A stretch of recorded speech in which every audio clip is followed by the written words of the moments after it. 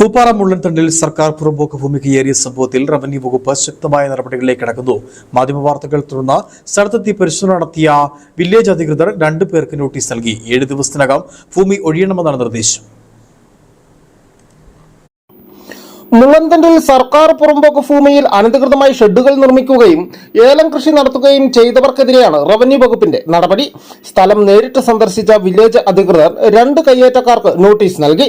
7 ദിവസത്തിനകം സർക്കാർ ഭൂമിയിൽ നിന്ന് സ്വമേധയാ ഒഴിഞ്ഞു പോകണമെന്നാണ് നിർദ്ദേശം പാലിക്കാത്ത പക്ഷം നിയമാനുസൃതമായി ഒഴിപ്പിക്കൽ ഉൾപ്പെടെയുള്ള നടപടികളിലേക്ക് കടക്കുമെന്ന് അധികൃതർ അറിയിച്ചു.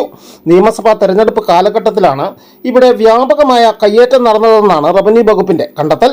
സർക്കാർ പുറമ്പോക്ക് ഭൂമിയിൽ അനധികൃതമായി ഷെഡുകൾ നിർമ്മിക്കുകയും ഏലച്ചെടികൾ നട്ടുപിടിപ്പിക്കുകയും ചെയ്തതായി പരിശോധനയിൽ വ്യക്തമായി.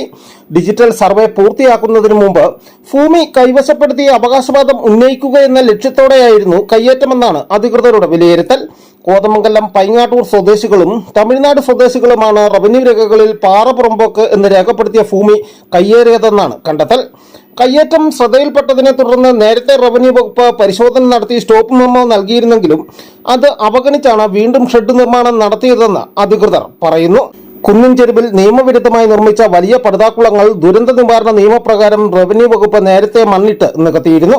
എന്നാൽ അതിനുശേഷവും കയ്യേറ്റക്കാർ വീണ്ടും സ്ഥലത്ത് ഏലച്ചെടികൾ നട്ടുപിടിപ്പിക്കുകയും ഷെഡുകളുടെ നിർമ്മാണം തുടരുകയും ചെയ്തതായും കണ്ടെത്തിയിട്ടുണ്ട്. News bureau, Udumbanchola.